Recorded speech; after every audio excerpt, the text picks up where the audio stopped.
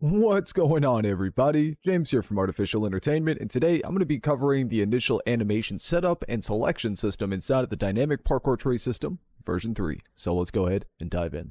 Alright, so in the last video, we had talked about the settings and all how to be able to get, things set up to be able to search within the metrics that you want. Now, let's talk a little bit about how the animation selection works. Now, majority of this does happen within the character. So we're going to go and open up a character. For me, it's third-person blueprints, BP third-person character.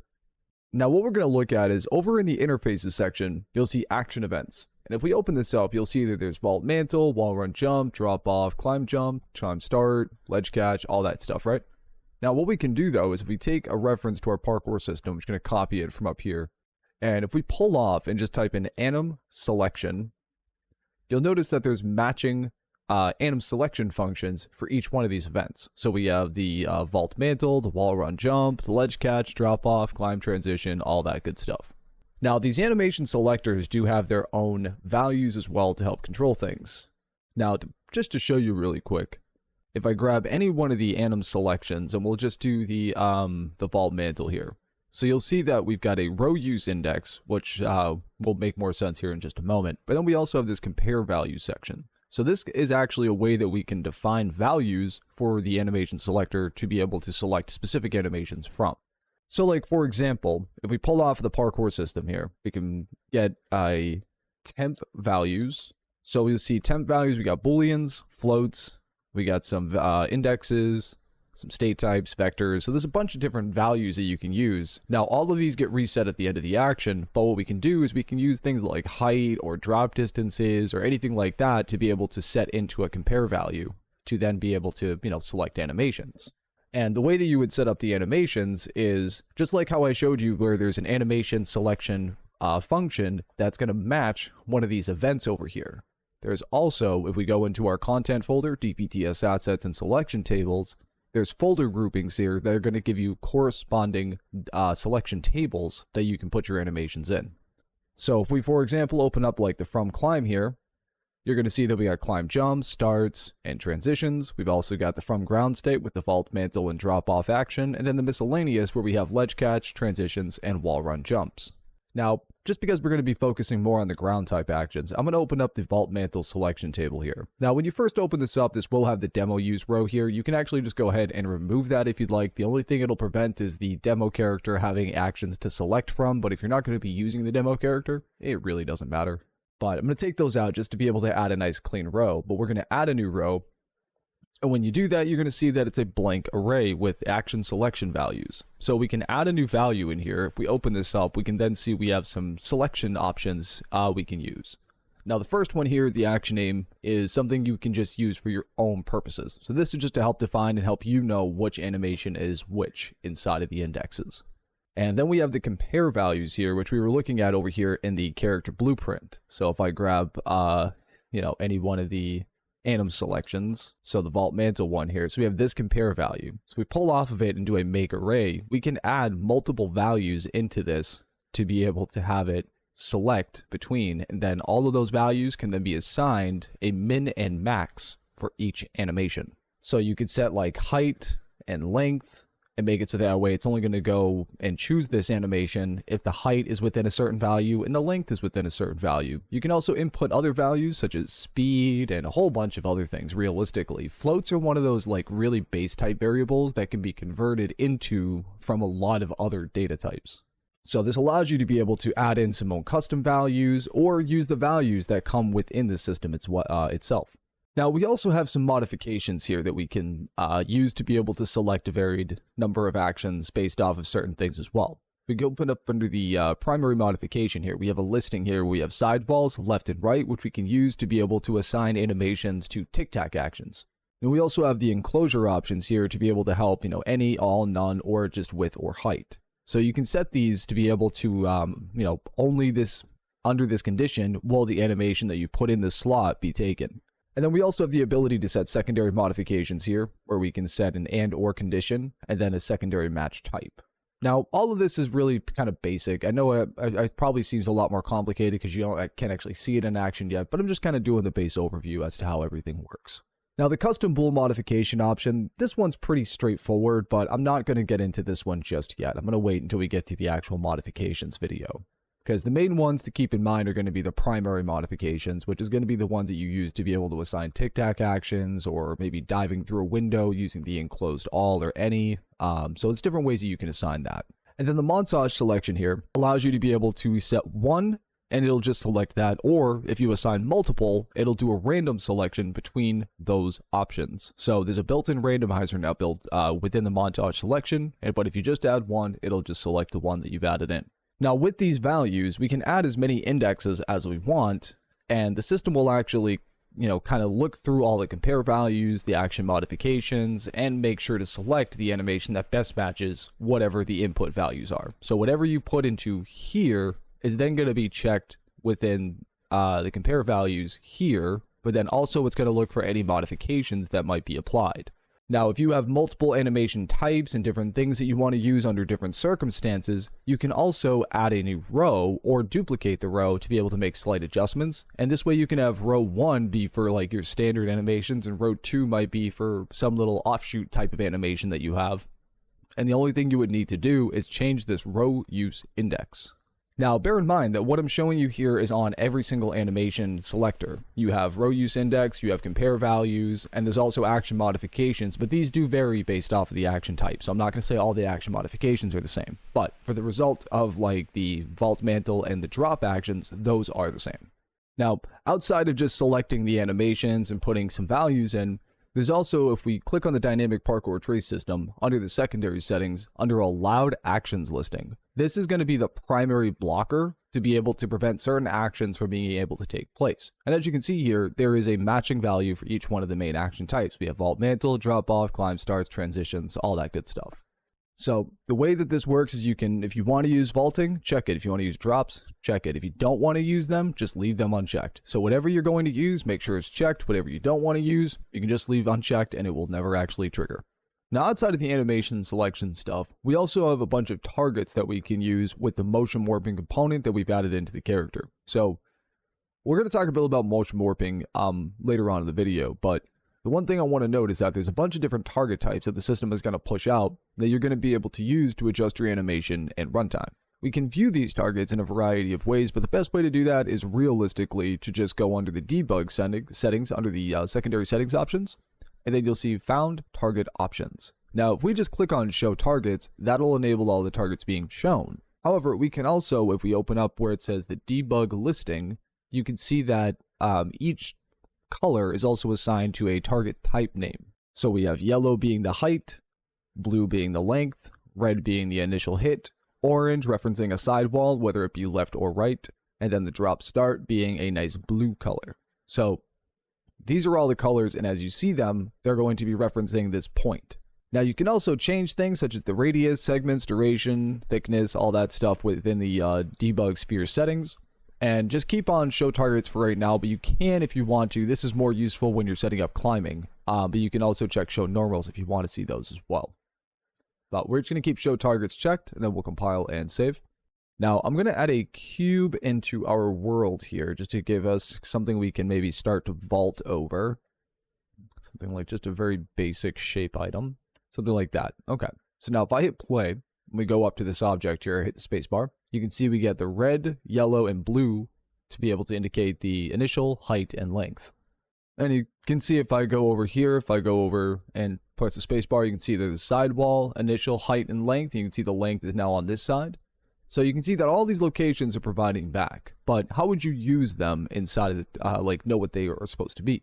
Well, there's a listing inside of the documentation, but if you ever get curious about what they are, we can always go and, so this would be, assuming you have an animation selector put in. So we're going to add the vault mantle anim selection because we're going to be using this one here in a minute. So we'll just add it in right now. But then if we double click on it, this will bring us into the parkour system itself. And then if you look under macros, you'll see warp names. So these are all the warp names that are available to be used. We have active target, which is used whenever you're in a parkour state. We also have land. Now these two are triggered live, so while you're moving along an area, this active target gets updated, and landing is actually called from within the actual animation itself. So these two won't show up until an animation is called, but these ones we can use and look at right out the gate, which is why they're listed in the debug listing. So I just want you to know why that's there and why these two aren't listed in there.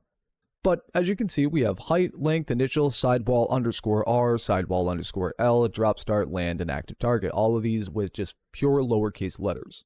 So these are the targets that you would actually put within when you're using motion warping. Now, speaking of motion warping and action stuff, let's go ahead and finish setting up the anim selection here. That way we can actually go and set up our first animation. So we're going to double click under the action events inside of our character blueprint here, where it says Vault Mantle.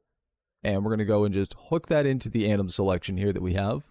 Now I'm going to keep the row use index at 0, but I'm going to pull the parkour system back, and I'm going to get the height, and I'm also going to get length, and then I'm also going to get the 2D distance to initial. So this is going to be basically the height of the object, the length of the top area, and how far we are away from our initial hit point. So if I take off the compare values, just type in make array. This allows me to be able to make a custom array that'll be able to feed in the values. So I can go height for 0, length for 1, and 2D distance for 2. All right. So now with that, we can compile and save. And if we go back into the parkour system here, we just want to make sure that we also, under the secondary settings, allowed actions, make sure Vault Mantle is selected. So that way we don't have to come back into our character.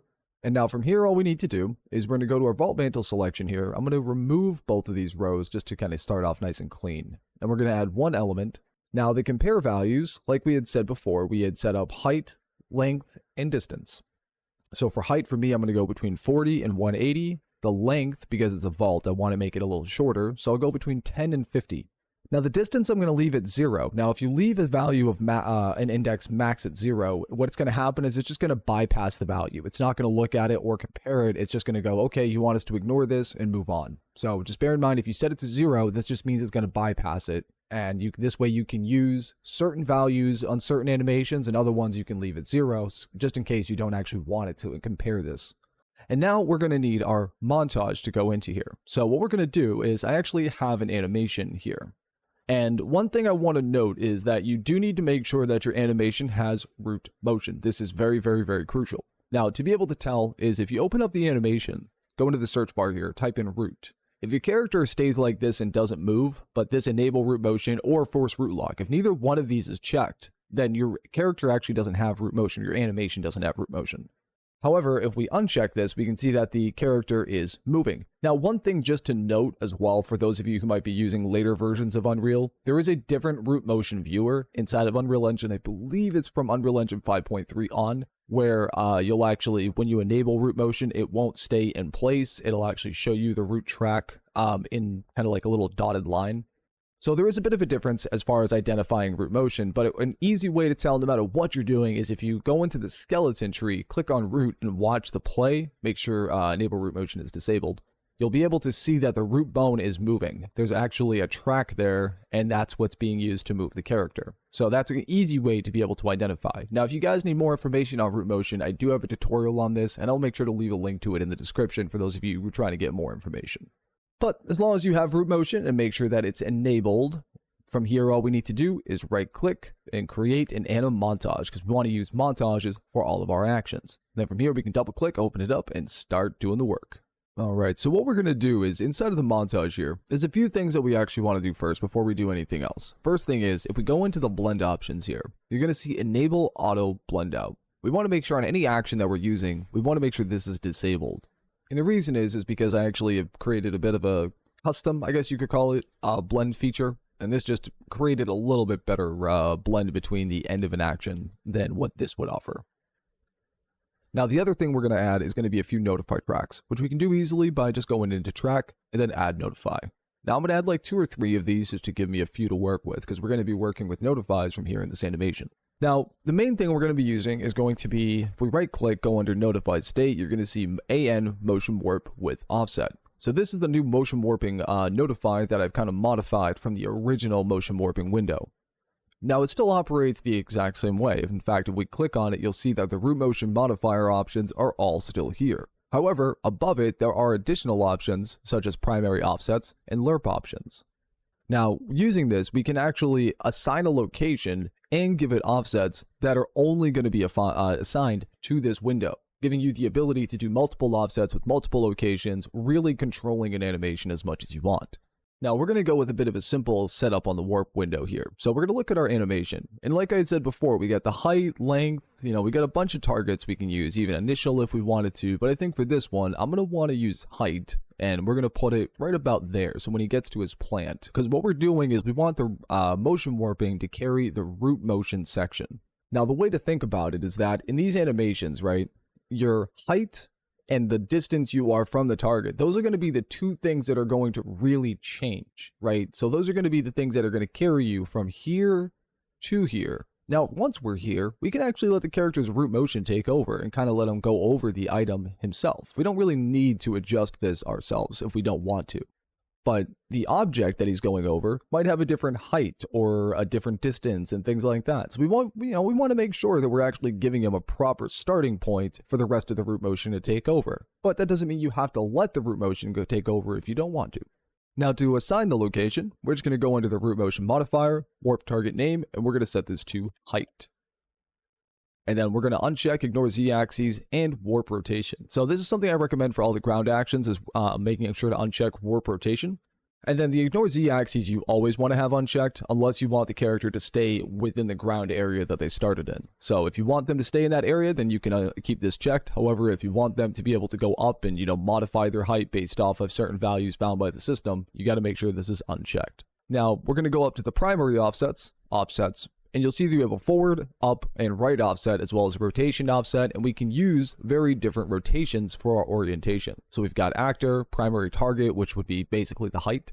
We also have the length normal, and then we also have direction to height target, so this is a find look at rotation. Now, how you use these is entirely up to you. Most of these are going to be used during varied states like climbing or beam walks and things like that. But for a lot of the ground action stuff, I generally just use actor because it just, provides the best result. But that's just me. You might find that, something else provides a better result for you. So it's entirely up to you. But if we go into the forward offset here, though, I'm going to set this to -50. So this will basically take that height point and move it back 50 units. So what I can do now is if I look out, so I'm going to let him just kind of use his root motion to get over the object. But maybe when he goes down, I want to find a landing point somewhere he can actually land onto properly. So what I'm going to do is I'm going to right click, add notify, and you'll see this AN find land target.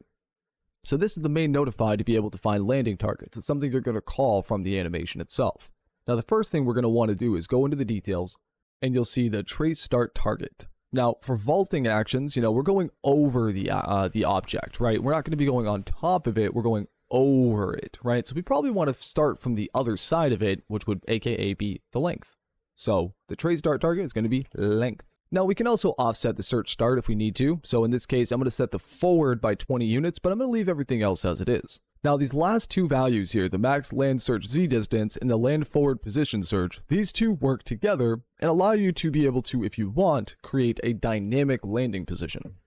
Now to put it simply, the way that this works is the max land Z search is going to be how far down it's going to try to find a landing target. So if we set this to something like 250, that means it's going to search downwards 250 units. Now, if we set our land forward position to be between, let's say, 90 and 200, this is the range of how far minimally and maximally we want to move the character away from that point. Now, it's never going to go less than the min or greater than the max, but how it selects within this range is going to be how close it gets to this value. So in other words, if it traces down, it doesn't hit anything, it's going to be 250. In other words, it's going to move you forward 200 units. However, if the value is closer to, let's say, 90, then it's going to move you forward 90 units because it's closer to the min. So it's looking at how much this value is between these two values, and that's really it. And then it's going to be pushing you either forward or backward based off of, how it matches. Now, this is something you're going to play around with a lot with different action types, giving different landing distances for certain actions that might have like a velocity carry look to it or something like that. It's just kind of all a bunch of just play around and kind of see what feels right for you. But ultimately, this is just going to control how far down it's going to do to find a landing target, and this is going to control the minimum and maximum forward distances it's going to assess for a landing target. Now, if you want to just keep it static, you can just set the min and max to the same value, and it will not be dynamic. So it's entirely up to you. If you want it static, set the same. If you want it to be dynamic, set a range value for it to select in between. Now, but once we have our land target, we can go ahead and right click, add notify state, and this time we're going to select again the AN motion warp with offset, so we're going to add another warp window in here. And we're going to look at where it kind of comes off the object, which is right about there. Now from here, we want to look at, you see he kind of gets this bend in his knee right about here. From here, he kind of still clipping through the floor. Then right here, he kind of just, it's almost like he hits a point. That's what tells me that the root motion has kind of gotten to a completion point. So I'm going to set my warp window to kind of end at that spot. Now for the landing targets, we don't really need to give an offset, but we do need to make sure that the warp target name is set to land, all lowercase, and then we uncheck ignore z-axis and warp rotation. Now you can also in the offset, if you need to, if you feel like you want, you can give an offset of like 5. This does sometimes help if you find your character clipping into the ground a little bit when they land. And that's just because the capsule bottom isn't always aligned perfectly with the root bones location. So if you set this to a value of 5, it'll fix the clipping issue. But at the very end here, what we want to do is we're going to right click, add notify, and you'll see this option here, reset parkour action. Now this needs to be added to the end of every action montage animation you're going to be using, because this resets the entire surge, this resets all primary values, and there's a ton of things you can actually do from the specific animation as our specific notify as well. But the main things we're going to focus on for right now are going to be the blend time and the movement mode. So you can see here we have a blend time option, which is why we disabled the enable auto blend out.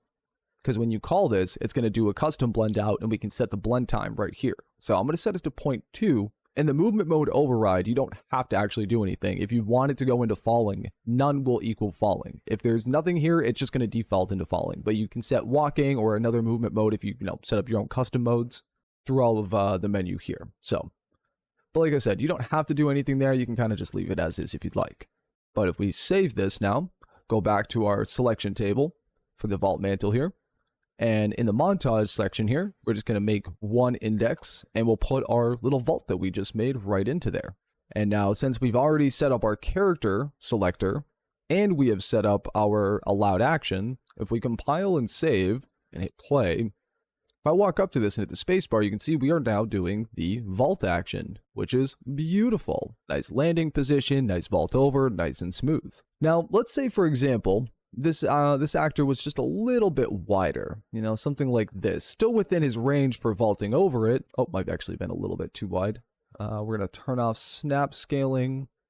There we go. So you can see that time he maybe goes a little too far back. We maybe want to get him a little more forward or maybe more towards the middle of the object. Well, there's actually a really easy way that we can do that.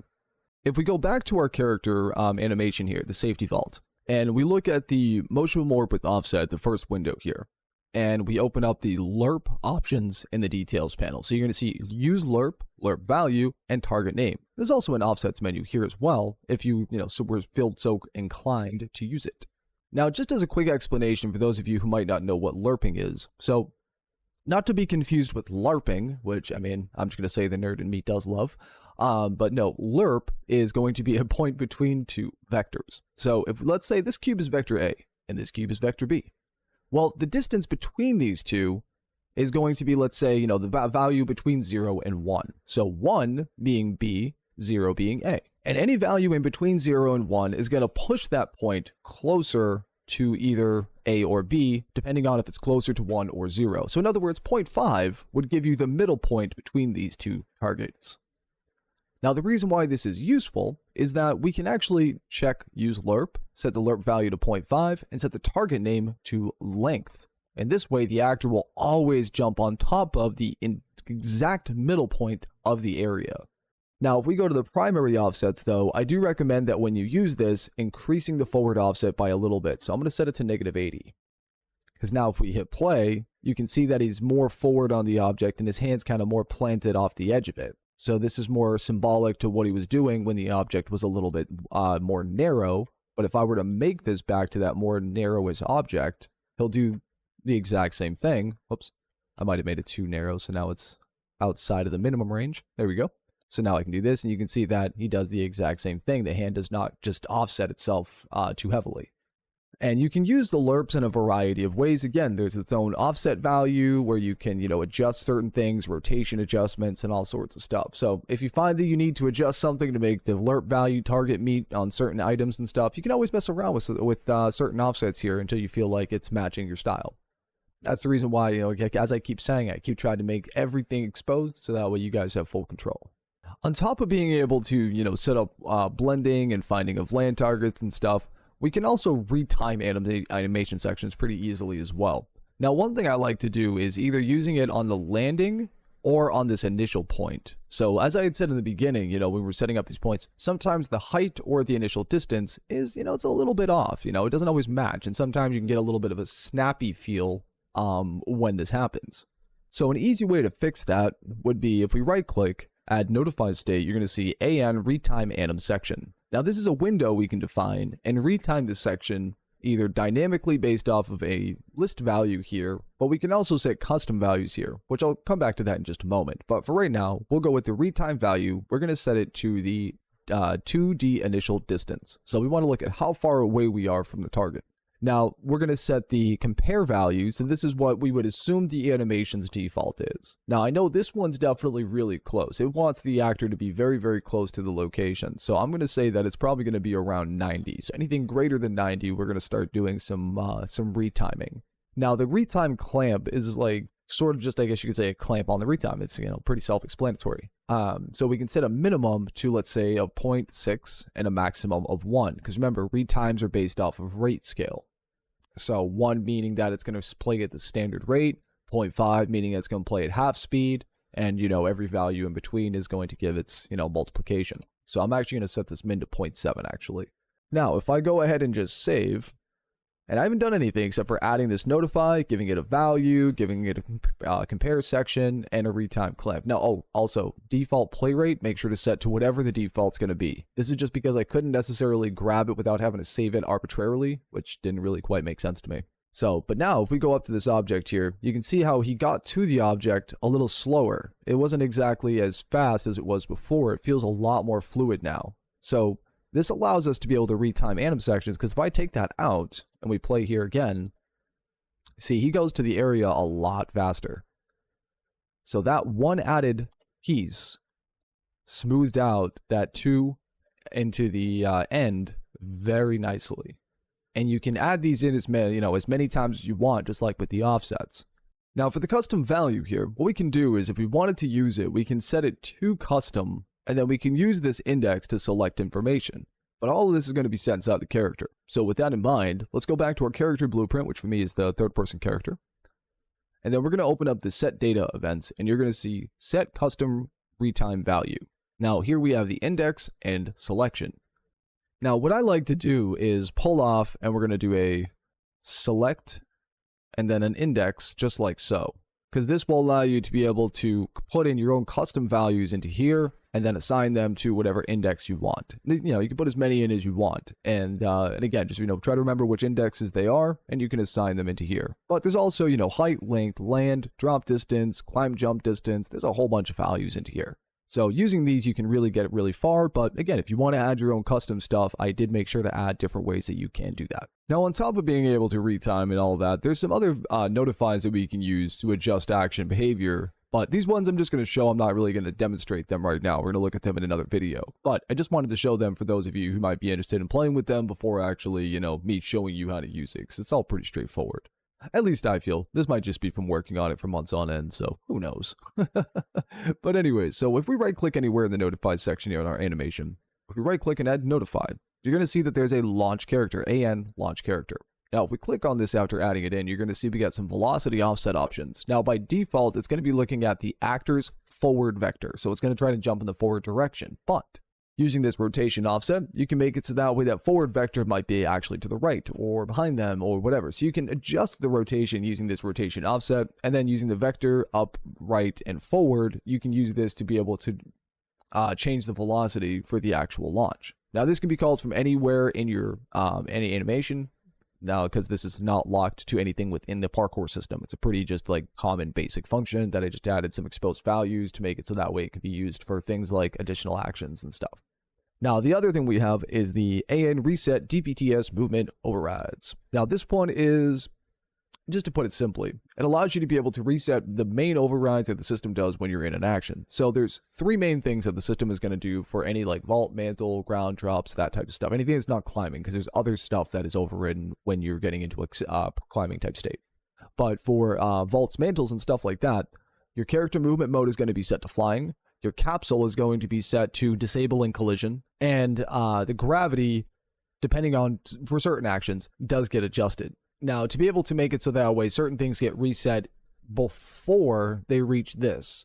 So like, for example, a slide or a dive through, let's say, you want to make sure that he's going along the terrain after he gets past the slide or, dive point. Well, you can use this to make it so the movement mode gets set back to, let's say, falling. We can set the gravity scale to 1.75. And then the include constraint only needs to be checked if you're going to be doing this from like a state action. We'll cover this later. But realistically, you can use this alone and it'll reset the primary overrides, making it so your character kind of locks to the ground again. Now, there are other functions that you can use that are more common based, but I'm going to cover these in another video. But realistically, this is kind of all the base stuff when it comes to animation within the system. We can retime the animation based off of varied values. We can use the motion warp with offset to add offsets based off of whatever we want of that window, and using the varied targets provided back by the system. We can also find dynamic landing targets and go ahead and set some custom blending at the end. So there's a lot of things that you can do just with this alone. And things to bear in mind is that for a tic-tac action, you would use that sidewall left or sidewall right, but you might want to bring it to the left or to the right in the offsets menu to bring the character away from the wall. So some of this is logic based, where you're just kind of thinking about, okay, where am I starting from and what would I want to do? Now, in the next video, I am going to be doing additional action setup, just kind of showing you guys how to be able to get additional pieces set up within the system. This is not a necessary to watch video, but if you're looking to get a little bit more in-depth information on like warping system, how to be able to set up certain windows, a little bit more information on offsets and stuff. If you feel like you're still kind of missing some pieces, I am doing these videos to try and make up for those gaps. So that's going to be in the next one. But like I said, you guys don't have to watch it. If you feel like you got a good grasp on it from here, I'm just going to be kind of doing a brush over from here after. So bear in mind, if you're going to feel like you need to get a refresher, the next video is a good way to do it. But hope to see you guys in that one. If not, hope to see you in the next one where we're going to be talking about action modifications. But that's going to close out for this video, guys. So if you have any questions, concerns, or comments, though, I just want to just note that I am available in the Discord, as well as I try to be more mindful of the comments, especially now that I got more time available. So if you guys have any issues, feel free to let me know. But that's going to close out, guys. So I hope to see you guys in one of the next videos. But until then, stay tuned. And as always, stay animated.